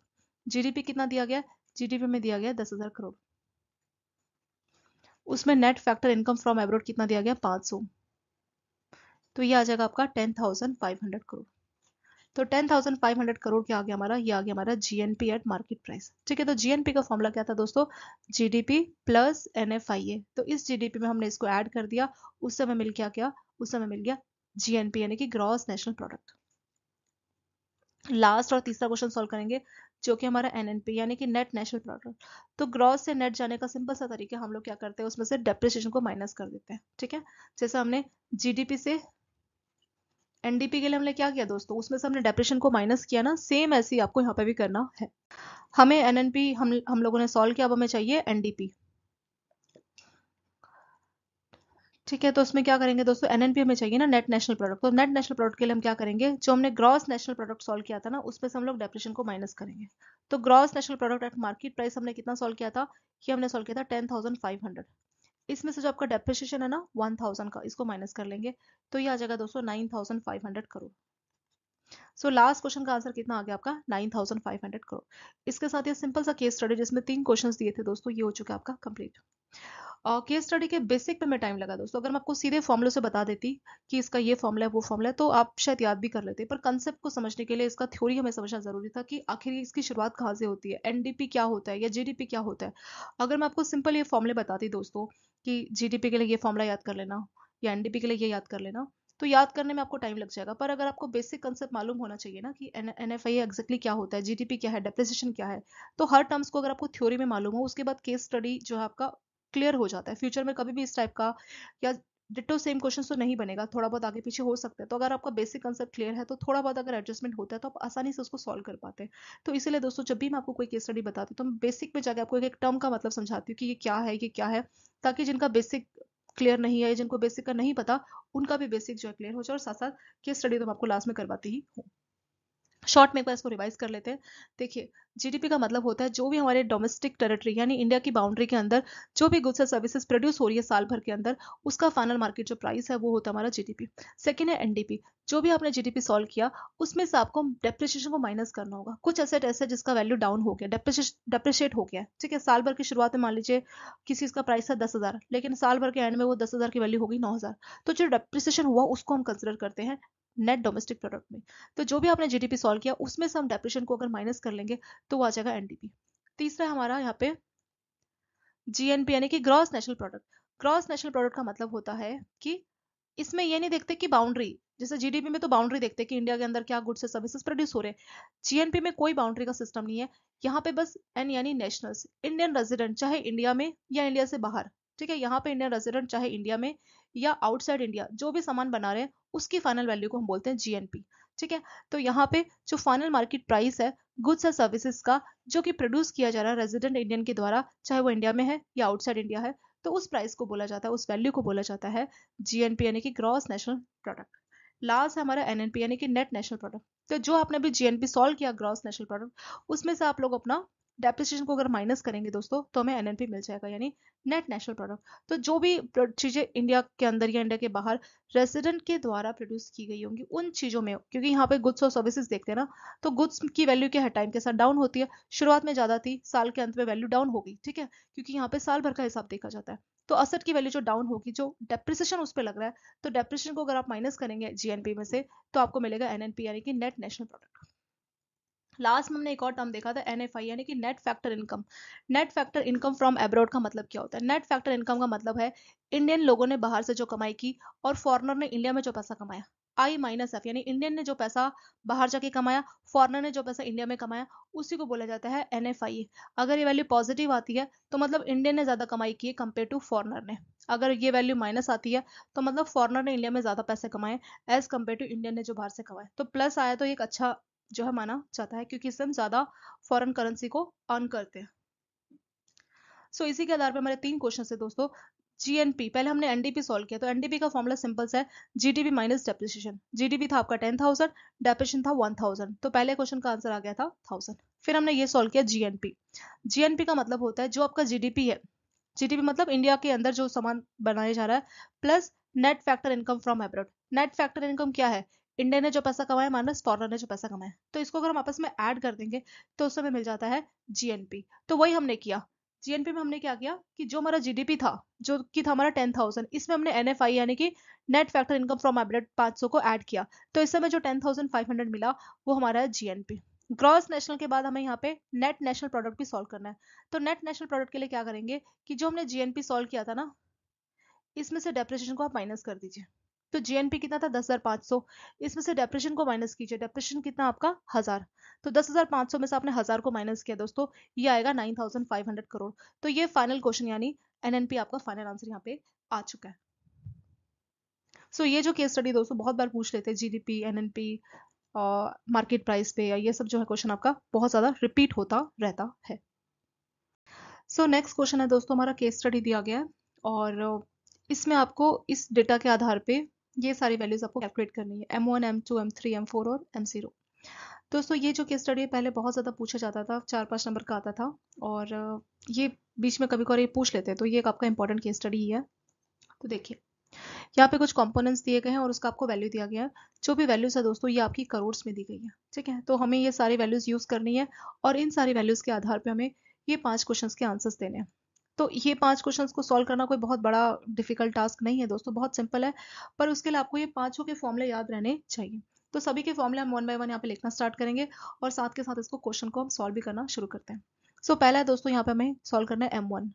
M1 का फॉर्मूला रहता है करेंसी विद पब्लिक, जो पैसा जनता के पास है, plus demand deposit with bank. Demand deposit का क्या एग्जांपल होगा दोस्तों? डिमांड डिपॉजिट विद बैंक का मतलब ऐसे डिपॉजिट जो जब जनता डिमांड करेगी बैंकों को पे करना रहेगा, जैसे आपका saving bank account, current account, जब चाहे आप इस पैसे को विड्रॉ कर सकते हैं, ठीक है। तो demand deposit with bank, plus other deposit with RBI, या आरबीआई के पास अगर और बैंकों ने कुछ अपने डिपॉजिट रखे हैं, जैसे बैंक क्या करते हैं, रिवर्स रेपो रेट क्या होता है कि बैंकों के पास एक्सेस कैश है तो वो आरबीआई के पास डिपॉजिट करवा देता है, ठीक है। तो अदर डिपॉजिट विद आरबीआई, तो अगर आप इन सारी वैल्यू को ऐड कर लेंगे तो उससे आपको मिलेगा M1, यानी करेंसी विद पब्लिक, जनता के पास जो पैसा है, हमारे पास जो भी पैसा है वो हो जाएगा दोस्तों currency with public. Demand deposit with bank मतलब बैंकों के पास जो भी पैसा है, ठीक है, जनता के पास जो पैसा है, बैंकों के पास जो पैसा है, प्लस आरबीआई के पास जो पैसा है, ठीक है। तो इन सबको अगर आप ऐड कर देंगे तो उन सबको ऐड करके जो वैल्यू मिलेगी दोस्तों वो आएगा हमारा M1। M1 को भी बोला जाता है आपका narrow money, currency with public, demand deposit with bank, plus other deposit with RBI. ये सारी वैल्यूज हमें यहाँ पे दी गई है, सारी वैल्यूज को हम लोग ऐड करेंगे। करेंसी विद पब्लिक दोस्तों दिया गया 4,000 crore, demand deposit with bank दिया है आपका 3,000 करोड़। बैंकों के जनरली 2 ही डिपॉजिट होते हैं, एक होता है आपका डिमांड डिपॉजिट, एक होता है आपका टर्म डिपॉजिट। टर्म डिपॉजिट मतलब एक फिक्स टाइम है, उस टाइम से पहले आप उसको विड्रॉ नहीं कर सकते, विड्रॉ करेंगे तो कुछ पेनल्टी लगेगा, जैसे आपका एफडी है, आरडी है, तो टाइम से पहले विड्रॉ कर कुछ बैंक अपना पेनल्टी या आपको इंटरेस्ट कम उसमें पे करता है, ठीक है। तो डिमांड डिपॉजिट उन डिपॉजिट को बोला जाता है जब जनता डिमांड करेगी बैंकों को पे करना है, जैसे सेविंग बैंक, करंट अकाउंट या सेविंग बैंक का बैलेंस। ये आपका 3,000। Other deposit with RBI, RBI के पास भी कुछ पैसे रखे हुए हैं, बैंकों ने कुछ जमा किए हैं, ठीक है, रिवर्स रेपो या किसी और तहत के आपके आरबीआई के पास कुछ पैसे हैं, तो वो सारा ही हो जाएगा आपका अदर डिपॉजिट विद आरबीआई। इन तीनों को दोस्तों हम लोग ऐड कर देंगे 4,000, 3,000 और 500। सो पहली वैल्यू दी हमें 4,000 करोड़, दूसरी वाली वैल्यू है हमें 3,000 और लास्ट वाला जो वैल्यू है वो हमारा 500। सो इन सबको ऐड करके दोस्तों कितना आएगा, ऐड करके आ जाएगा 7,500 करोड़। सो पहले क्वेश्चन का आंसर हो गया आपका 7,500 करोड़। सो M1 को बोला जाता है नैरो मनी। ठीक है, तो क्वेश्चन एग्जाम में किसी भी तरह से आ सकता है। एक दो बार तो यही क्वेश्चन आपका 1 नंबर का पूछा गया कि नैरो मनी और ब्रॉड मनी किसको बोला जाता है। ठीक है, तो 4 ऑप्शंस थे। नैरो मनी बोला जाता है M1 को और ब्रॉड मनी आपको बोला जाता है आपका M3 को। तो 4 ऑप्शन ऐसे बना के इसका भी डेफिनेशन में पूछ लेते हैं कि नैरो मनी या ब्रॉड मनी क्या होता है। M1 को ही दोस्तों नैरो मनी बोला जाता है और M2 को ब्रॉड मनी बोला जाता है और जो M0 है उसको रिजर्व मनी बोला जाता है। ठीक है, इसकी जो दूसरे नाम है इसके नाम के ऊपर भी क्वेश्चन आपके ऑलरेडी पूछे जा चुके हैं। सो M1 का आपने फॉर्मूला याद कर लेते दोस्तों, करेंसी विद पब्लिक यानी जनता के पास जो पैसा है, बैंकों के पास जो पैसा है, कौन से वाला, डिमांड डिपॉजिट वाला ही पैसा, plus other deposit with RA, सबको जोड़ेंगे तो हमें मिलेगा आपका नैरो मनी यानी कि M1। अब हम सेकंड क्वेश्चन सॉल्व कर देंगे। सेकंड आपका M2। M2 के लिए आपको M1 की तो जरूरत पड़ेगी, तो M1 में जो कंपोनेंट है वो सारे के सारे हमें कंपोनेंट लेने हैं, plus saving deposit of post office saving bank. आजकल पोस्ट ऑफिस में भी लोग पैसा जमा करते हैं ना, सो अब हम पोस्ट ऑफिस को भी इंक्लूड करेंगे। सो पोस्ट ऑफिस में जो भी लोगों ने सेविंग का पैसा जमा किया है तो वो सारा ही हमारा आ जाएगा M2 में। सो M2 में क्या करेंगे, M1 के सारे कंपोनेंट तो लेंगे, प्लस एक चीज एक्स्ट्रा ऐड हो जाएगी M2 में, वो है saving deposit of post office. Post office में जो लोगों ने पैसे किए हैं, बहुत से लोग बैंकों में जमा करते हैं, कुछ लोग पोस्ट ऑफिस में भी जमा करते हैं क्योंकि उनको कुछ इंटरेस्ट या कुछ ऐसा बेनिफिट लगता है। पोस्ट ऑफिस में जो पैसा जमा है ना, उसको अगर हम ऐड कर देंगे M1 में तो उससे हमें मिलेगा दोस्तों M2। सो M2 का फॉर्मूला क्या है, M2 का फॉर्मूला है M1 plus post office saving deposit. So M1 की वैल्यू कितनी हमने सॉल्व की थी, 7,500, वो हम एज इट इज लिख लेंगे। पोस्ट ऑफिस में कितना पैसा जमा है उसके लिए हमें डेटा देखना रहेगा। देखिए, saving deposit with post office saving bank, तो पोस्ट ऑफिस के पास लोगों ने 1,000 रुपए जमा कर रखे, कितने, 1,000 रुपए। तो ये 1,000 रुपए पोस्ट ऑफिस वाले हम लोग ऐड कर देंगे। तो 7,000 में 7,500 में ये जो 1,000 रुपए पोस्ट ऑफिस वाले जमा करेंगे, ऐड करके आ जाएगा दोस्तों 8,500 करोड़। तो ये आपका M2 का आंसर आ गया। तो M2 कितना है दोस्तों, 8,500। सो M2 बहुत सिंपल है, M1 में जो भी पोस्ट ऑफिस का पैसा उसको आप जमा कर दीजिए, उससे आपको मिल जाएगा M2। ठीक है, तीसरे क्वेश्चन पे आएंगे। तीसरा हमारा ब्रॉड मनी यानी M3। अब हमें M3 को सॉल्व करना है। M3 के लिए यहाँ पे देखेंगे, M3 के लिए भी आपको किसकी हेल्प लेनी होगी, M1 की हेल्प लेनी पड़ेगी। तो जो M1 है उसमें आप क्या करेंगे, टाइम, बैंकों के पास मैंने कहा था दो ही डिपॉजिट होते हैं दोस्तों, एक तो होता है डिमांड डिपॉजिट, मतलब जब भी जनता डिमांड करेगी देना रहेगा, दूसरा होता है टाइम डिपॉजिट। तो M1 में तो हमने डिमांड डिपॉजिट ले लिया था, हमने टाइम डिपॉजिट को छोड़ दिया था। अब हम M3 यानी ब्रॉड मनी सॉल्व कर रहे हैं। ब्रॉड तरह से हमें सोचना है, मतलब अब हम जितना भी डिपॉजिट है बैंकों का उसको भी कवर कर लेंगे। ठीक है, सो अब हमारा जो टाइम डिपॉजिट बच गया था उसको भी हम ऐड कर देंगे। सो M1 में आप क्या करेंगे, बैंकों के जो टाइम डिपॉजिट है उसको अगर आप ऐड करेंगे तो वो हो जाएगा हमारा टाइम डिपॉजिट ऑफ बैंक, या विद बैंक हम बोल सकते हैं, तो उस समय M3 मिलेगा। सो टाइम डिपॉजिट का एग्जांपल क्या है दोस्तों, टाइम डिपॉजिट उनको बोलते हैं जिनका एक मैच्योरिटी टाइम है, जैसे बैंकों ने एफडी किया, आपने आरडी किया है, तो इसका एक फिक्स टाइम है। जैसे मान लीजिए 5 साल की आपने एफडी की है, तो 5 साल से पहले आप उसको नहीं निकाल सकते, निकालना चाहेंगे तो आपको इंटरेस्ट में कुछ पेनल्टी पे करना रहेगा। ठीक है, तो वो होता है हमारा टाइम डिपॉजिट। या आरडी का भी एक टाइम है, मान लीजिए 2 साल के लिए आरडी की है तो उससे पहले आप उस पैसे को नहीं निकाल सकते। डिमांड डिपॉजिट क्या होते हैं दोस्तों, जब डिमांड करोगे तभी तभी इमीडिएटली बैंकों को आपका पैसा देना होगा, जैसे सेविंग बैंक, चेक के थ्रू आप कभी भी विड्रॉ कर सकते हैं, करंट अकाउंट का पैसा। तो ये सारा हमारा डिमांड डिपॉजिट होता है। और टाइम डिपॉजिट में एफडी, आरडी या कोई भी डिपॉजिट जिसका एक फिक्स टेन्योर है उसको टाइम डिपॉजिट बोलते हैं। तो हमने M1 में तो ये डिमांड डिपॉजिट ले लिया था, लेकिन अब हम M3 सॉल्व कर रहे हैं, तो जो बच गया टाइम डिपॉजिट उसको भी हम लोग ऐड कर देंगे। ठीक है, तो M3 का फॉर्मूला हो जाएगा दोस्तों M1 plus time deposit of bank. So M1 तो हम लोगों ने पहले सॉल्व किया था, जो कि आया था आपका 7,500 करोड़। इस वैल्यू को हम एज इट इज लिख लेंगे। बैंकों का टाइम डिपॉजिट कितना है दोस्तों, इसके लिए हमें डेटा देखना रहेगा। देखिए, टाइम डिपॉजिट विद बैंक, बैंकों के पास 6,000 करोड़ का टाइम डिपॉजिट है, तो इस वैल्यू को हम लोग ऐड कर देंगे। ठीक है, तो ये जो 6,000 करोड़ हमारे छूट गए थे टाइम डिपॉजिट वाला, अब हम M3 के लिए इसको ऐड कर लेंगे। सो इसमें हम लोग 6,000 को ऐड करेंगे। ये कितना आ जाएगा दोस्तों, ये आ जाएगा 13,500 करोड़। 13,500 करोड़ के आगे आपका M3 आ चुका है। ठीक है, तो 3 क्वेश्चंस के हमने सॉल्व यहाँ पे क्वेश्चंस को सॉल्व किया। अब हम चौथा क्वेश्चन सॉल्व करने जा रहे हैं, जो कि हमारा M4। M3 को दोस्तों ब्रॉड मनी भी बोलते हैं। ठीक है, ब्रॉड मनी, जैसे M1 को नैरो मनी बोलते हैं ना, ऐसे ही M3 को ब्रॉड मनी भी बोला जाता है। अब हम अपना चौथा क्वेश्चन सॉल्व कर रहे हैं, यानी कि M4। M4 का क्या फॉर्मूला है? M4 के लिए दोस्तों आपको M3 का हेल्प लेना होगा। तो जो भी आपका M3 है उसमें आप क्या करेंगे, all deposit with post office bank, जितने भी डिपॉजिट है, ऑल डिपॉजिट, जितने भी पोस्ट ऑफिस के जितने भी डिपॉजिट है, सिर्फ जो नेशनल सेविंग सर्टिफिकेट है उसको छोड़ देना है। ठीक है, तो नेशनल सेविंग सर्टिफिकेट भी पोस्ट ऑफिस इशू करती है। ठीक है, नेशनल सेविंग सर्टिफिकेट क्या होता है? ये एक टाइप का, आप समझ सकते हैं, एक टाइप का बॉन्ड है जो जनता लेती है और पैसे देती है। ठीक है, तो एनएससी जैसे आप लोग गोल्ड बॉन्ड खरीदते हैं ना, तो वैसे इक्विवेलेंट होता है। और एनएससी एक टाइप का बॉन्ड है जिसमें कुछ फिक्स इंटरेस्ट जो है आपको, या जो उसको ले रहा है बॉन्ड होल्डर, उसको पे किया जाता है। तो सिर्फ नेशनल सेविंग सर्टिफिकेट के डिपॉजिट को छोड़ देना, इसके अलावा जितने भी डिपॉजिट बच जाते हैं पोस्ट ऑफिस के, तो वो सारे ही डिपॉजिट यहाँ पे हमें ऐड कर देना। इससे पहले भी दोस्तों हमने M2 के लिए पोस्ट ऑफिस का डिपॉजिट लिया था, लेकिन हमने सिर्फ पोस्ट ऑफिस का डिमांड डिपॉजिट लिया था। ठीक है, आपको याद होगा ना, हमने डिपॉजिट लिया था, लेकिन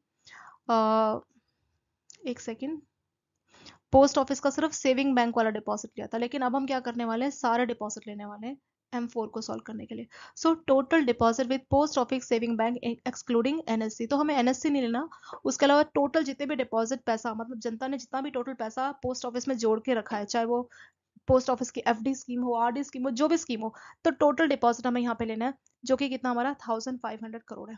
तो ये वैल्यू हम लोग ऐड कर देंगे। M3 तो आपने सॉल्व किया था, जो कि कितना था आपका 13,500।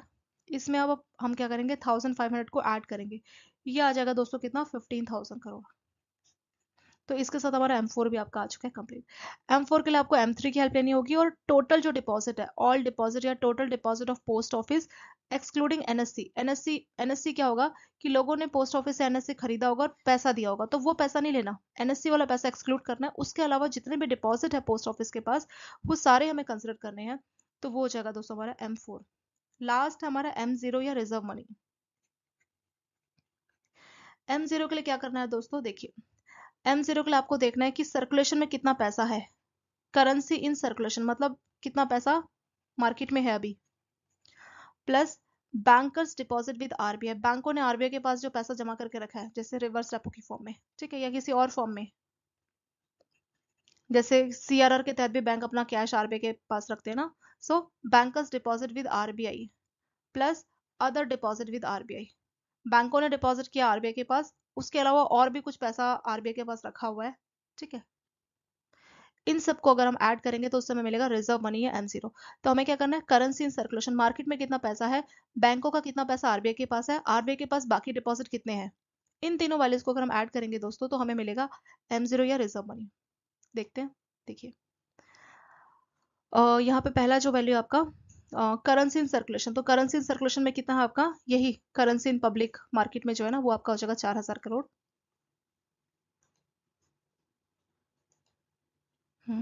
करेंसी इन सर्कुलेशन या करेंसी विद पब्लिक की आपका 4,000 करोड़।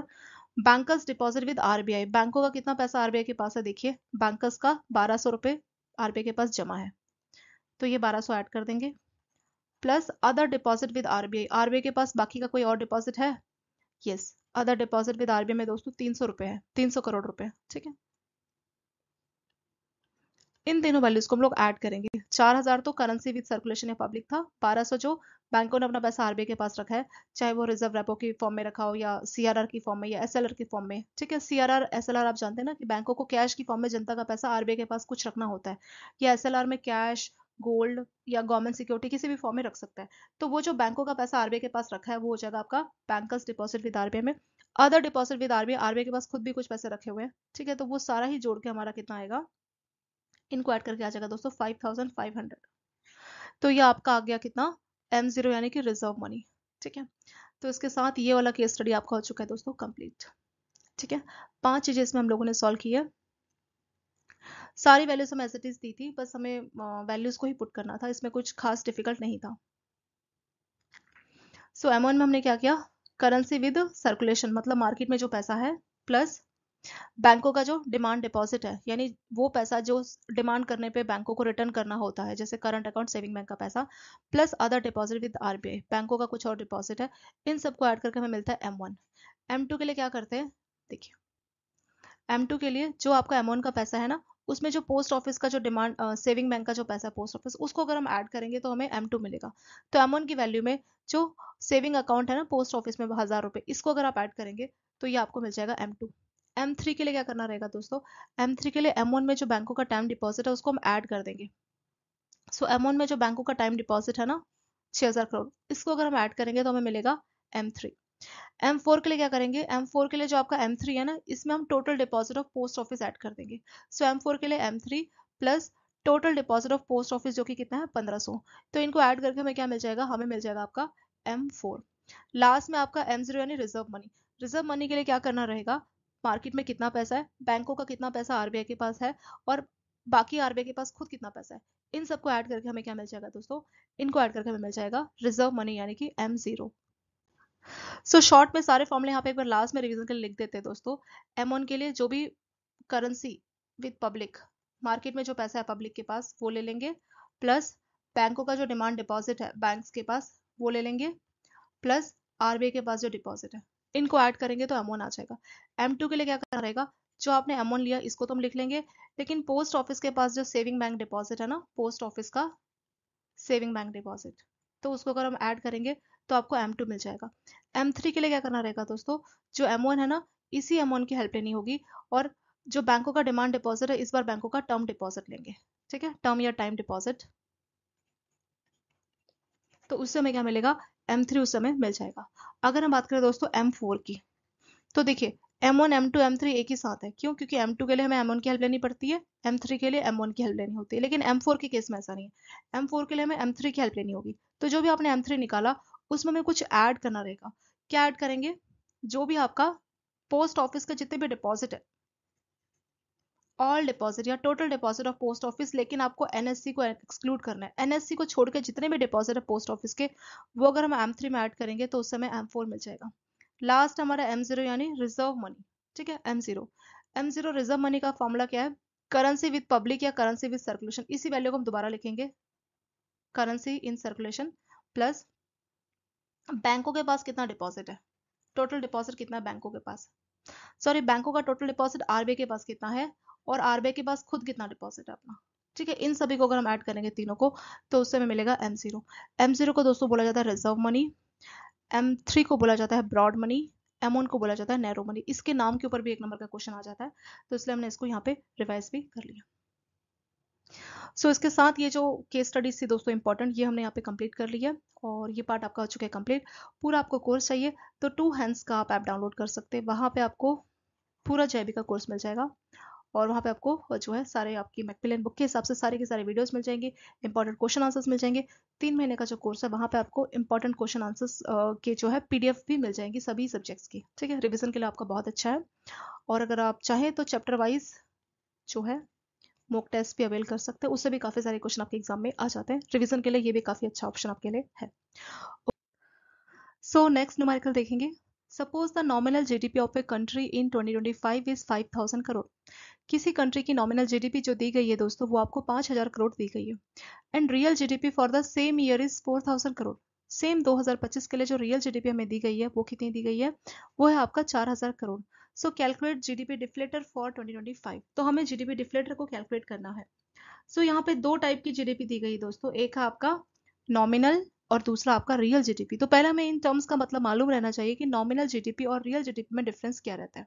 पहले हम इसका डिफरेंस समझेंगे और उसके बाद इस न्यूमेरिकल को भी हम लोग सॉल्व करेंगे, ठीक है। तो नॉमिनल जीडीपी और आपका रियल जीडीपी में डिफरेंस क्या रहता है।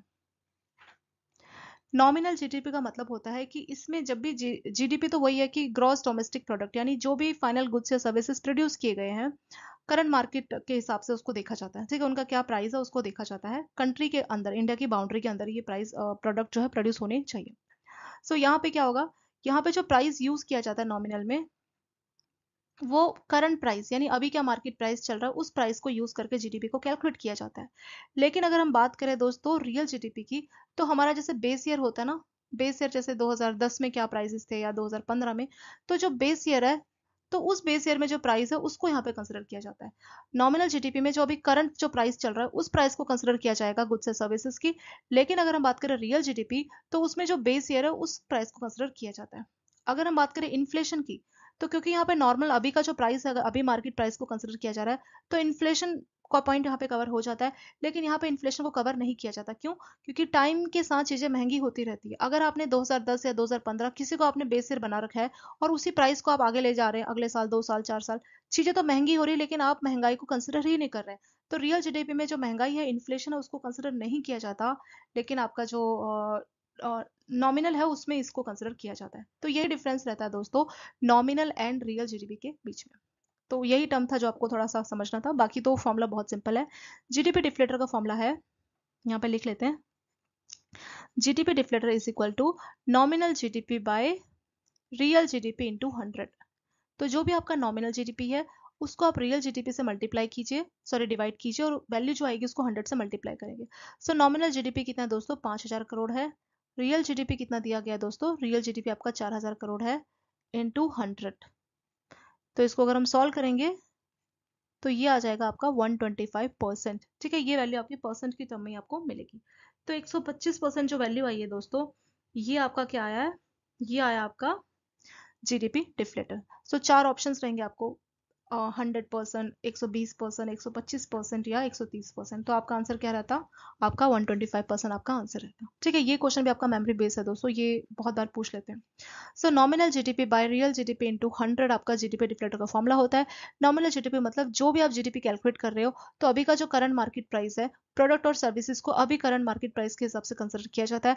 लेकिन रियल जीडीपी में कांस्टेंट या जो बेस ईयर में जो प्राइसेस थे प्रोडक्ट का, उसको ही कंसिडर किया जाता है। नॉमिनल जीडीपी में इन्फ्लेशन फैक्टर को कंसिडर किया जाता है, लेकिन रियल जीडीपी में इन्फ्लेशन को कोई भी कंसिडरेशन नहीं मिलती है। जीडीपी का मतलब होता है ग्रॉस डोमेस्टिक प्रोडक्ट, यानी इंडिया की बाउंड्री के अंदर जो भी फाइनल गुड्स या सर्विसेज प्रोड्यूस किए जा रहे हैं उसकी जो फाइनल प्राइस है उसको बोला जाता है जीडीपी, यानी कि ग्रॉस डोमेस्टिक प्रोडक्ट। ठीक है, जो भी गुड्स या सर्विसेज इंडिया की बाउंड्री के अंदर एक साल में जो प्रोड्यूस किए जाते हैं उनकी टोटल जो प्राइस है उसको बोला जाता है ग्रॉस डोमेस्टिक प्रोडक्ट। तो इसको अगर हम सॉल्व करेंगे दोस्तों तो ये आ जाएगा आपका 125%। नेक्स्ट न्यूमेरिकल डिस्कस करेंगे। Mister A buys a future contract for 500 units at a price of 2000 per unit. Future contract क्या होता है दोस्तों, पहले इसको समझेंगे। ठीक है, उसके बाद ये न्यूमेरिकल भी हम सॉल्व करेंगे। फ्यूचर कॉन्ट्रैक्ट का मतलब होता है कि आप पहले से कॉन्ट्रैक्ट कर रहे हैं कि फ्यूचर में आप इस रेट पे इस चीज को खरीदने वाले हैं। ठीक है, तो फ्यूचर कॉन्ट्रैक्ट से एक तरह से आपको सिक्योरिटी मिल जाती है। सो 500 यूनिट्स आप खरीदने वाले हैं किसी भी प्रोडक्ट की, 2000 रुपये पर यूनिट, यानी एक यूनिट के लिए आपको 2000 रुपये खर्च करने होंगे। Paying A premium of 200 per unit, यानी एक यूनिट में आपको 200 रुपये एक्स्ट्रा लगेंगे। प्रीमियम यानी आपको महंगा पड़ेगा 200 रुपये एक्स्ट्रा। तो 2000 का तो वो है ही, और 200 प्रीमियम में आपको मिल रहा है, यानी 2200 का आपको एक यूनिट पड़ेगा। लेटर यानी बाद में, लेटर ही सेल्स द कॉन्ट्रैक्ट, तो उसने वही कॉन्ट्रैक्ट जो है 2500 पर यूनिट में बेच दिया। What is mister A net profit या लॉस फ्रॉम दिस ट्रांजेक्शन, तो उससे उसको फायदा हुआ कि लॉस हुआ? तो उसने एक फ्यूचर कॉन्ट्रैक्ट करवा लिया। फ्यूचर कॉन्ट्रैक्ट का मतलब ये होता है दोस्तों, मान लीजिए आप फ्यूचर में कुछ खरीदने वाले हैं, लेकिन आपको फ्यूचर के रेट्स को लेकर डाउट है कि कहीं फ्यूचर में महंगा ना हो जाए, तो आप फ्यूचर कॉन्ट्रैक्ट करा सकते हैं, जिसके हिसाब से जो रेट है आप डिसाइड कर सकते हैं। ठीक है, सो फ्यूचर कॉन्ट्रैक्ट में क्या हुआ कि 500 यूनिट आपको कुछ खरीदनी है, 500 यूनिट, तो 500 यूनिट के लिए आपने फ्यूचर कॉन्ट्रैक्ट करवाया। सो फायदा हुआ कि नुकसान हुआ? तो फायदा या नुकसान यानी हमें अपना नेट प्रॉफिट या लॉस कैलकुलेट करना है। सो प्रॉफिट या लॉस का वही फॉर्मूला जो दोस्तों पहले से था, selling price minus cost price. कितने का आपने बेचा, कितने का आपको पड़ा। कॉस्ट प्राइस मतलब आपने कितने का खरीदा। देखिए 2000 एक यूनिट आपको पड़ा, प्राइस आपका 2000 पड़ा, और एक यूनिट पे आपको 200 रुपये एक्स्ट्रा देने पड़े। यहाँ पे देखिए एक लाइन है, assume the premium is paid upfront, यानी स्टार्टिंग में ही जो है प्रीमियम आपने पे कर दिया, and not recovered on sale, लेकिन जब आप अपने प्रोडक्ट को सेल कर रहे हैं तो उस टाइम पे आपने कोई भी प्रीमियम रिकवर नहीं किया। ठीक है, तो यानी अपफ्रंट का मतलब है कि जब आपने खरीदा कॉन्ट्रैक्ट को तो उसी टाइम पे आपने 200 का प्रीमियम पे किया। 2000 तो प्राइस था और आपको प्रीमियम के 200 रुपये देने पड़े, यानी एक यूनिट के लिए आपको 2200 रुपये खर्च हो गए। आपने कितनी यूनिट्स खरीदी दोस्तों? आपने 500 यूनिट खरीदी, तो हमारा कॉस्ट प्राइस कितना हो जाएगा? 2200 इंटू 500, तो ये आ जाएगा आपका 11 लाख के आसपास। सो कॉस्ट प्राइस हमें कितनी पड़ी दोस्तों? 11 लाख। अब हम सेलिंग प्राइस देखेंगे। सेलिंग प्राइस हमने कितने में बेचा, तो बेचते टाइम पे तो हमने कोई भी प्रीमियम की रिकवरी नहीं की। ठीक है, तो हमने 2500 रुपये का बेचा, तो 2500 का हमने बेचा, और कितनी यूनिट बेची? 500। तो 500 हमने बेची, और एक का जो सेलिंग प्राइस है वो कितना है? 2500 है। तो इसको हमें सॉल्व करना रहेगा। ये आ जाएगा आपका 12.5 लाख, यानी 12,50,000। सो 11 लाख का आपने खरीदा और आपको 12,50,000 में आपने बेचा। ठीक है, तो ये आपका फायदा ही हुआ। तो कितने का फायदा हुआ आपको? ये हुआ दोस्तों 1,50,000 का आपको यहाँ पे प्रॉफिट हो गया। ठीक है, तो प्रॉफिट कितने का हुआ? 1,50,000। सो पहला जो ऑप्शन है 1,50,000 का प्रॉफिट, ये बिल्कुल करेक्ट आंसर है। ठीक है, तो करेक्ट आंसर क्या हो जाएगा दोस्तों? ऑप्शन नंबर ए हो जाएगा 1,50,000। इस टाइप का सेम क्वेश्चन आपका पूछा गया था, ये भी आपका एक मेमोरी बेस्ड न्यूमेरिकल्स ही है। तो यहाँ पे क्या हो रहा है कि आपको देखना है कि प्रॉफिट हुआ कि लॉस हुआ। आपने एक कॉन्ट्रैक्ट लिया, कॉन्ट्रैक्ट का प्राइस कितने यूनिट्स है उसमें? 500 यूनिट्स है। तो 500 यूनिट्स के हिसाब से कैसा पेमेंट हो रहा है कि 2,000 पर यूनिट, एक यूनिट पे आपने 2,000 रुपये खर्च किए और 200 का प्रीमियम भी आपको पे करना पड़ा। प्रीमियम इज पेड अपफ्रंट, मतलब शुरुआत में जब आपने प्रोडक्ट खरीदा तब आपको प्रीमियम पे करना पड़ा।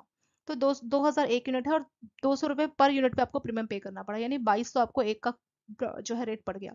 तो 2200 का रेट पड़ा और आपने कितनी यूनिट्स खरीदी? 500 खरीदी। तो 2200 इंटू 5, सो ये आ गया दोस्तों 11 लाख, यानी आपका जो खर्चा हो गया वो 11 लाख का हो गया। कॉस्ट प्राइस आपकी पड़ी 11 लाख। फिर आपने इन सबको बेच दिया 2,500 रुपये पर यूनिट के हिसाब से बेच दिया। और यहाँ पे एक लाइन है कि प्रीमियम जो है आपने सिर्फ अपफ्रंट, यानी आपने खुद तो प्रीमियम पे किया, लेकिन जब आपने सेल किया तो उस टाइम पे कोई भी प्रीमियम की आपने रिकवरी नहीं की, यानी 2,500 रुपये में ही आपने बेचा, इसमें कोई प्रीमियम हमें ऐड नहीं करना। तो सेल हमने कितने में किया? 2,500 में किया है। तो कितनी यूनिट बेची हमने? 500 यूनिट बेची है। तो 2,500 के हिसाब से 500 यूनिट में हमें कितने पैसे मिले? 12,50,000। तो हमारा खर्चा हुआ 11 लाख का और हमने कमाई की 12,50,000 की ऑन सेल्स ऑफ कॉन्ट्रैक्ट। तो हमें 1,50,000 यानी 1.5 लाख का क्या हो गया? फायदा हो गया। तो इसीलिए 1.5 लाख हमारा प्रॉफिट इसमें हो जाएगा। ठीक है, तो ये सिंपल सा न्यूमेरिकल आपका यहाँ पे हो गया कंप्लीट।